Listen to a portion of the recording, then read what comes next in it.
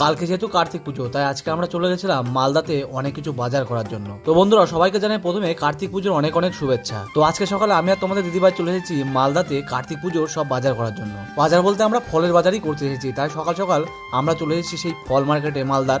আসলে মালদা ফল মার্কেট অনেকগুলোই আছে, তাই আমরা চলে আসলাম ব্রিজের এপারে। আসলে এপারে একটু দামটা কমই থাকে। আর এরপরে চলে আসলাম এই কাকুটার দোকানে। আর আমরা মালদা আসলে এই কাকুর দোকান থেকেই ফল নেই। আর এই আপেলগুলো দেখে আমার খুবই পছন্দ হলো। দেখো আপেলগুলো কত সুন্দর ফ্রেশ। আর আজকের আপেলের কিলো ছিল 100 টাকা, 80 টাকা, অনেক রকমই ছিল। তো যাও, এরপরে একটা ক্যারি ব্যাগ নিয়ে আপেলগুলো বাছতে শুরু করে দিলাম। আসলে আমরা আপেল নেবো এখান থেকে 3 কিলো, আরো অনেক কিছুই নিতে হবে। আর তোমরা যদি কোনোদিন মালদা থেকে ফল কিনো, তো অবশ্যই কাকুটার দোকান থেকে ফল কিনবে, এখানে অনেক ফ্রেশ ফল পাওয়া যায়। যাই হোক, আমরা আপেল কেনা কমপ্লিট করে চলে আসলাম রথবাড়ির ব্রিজের এই পারের মার্কেটটা।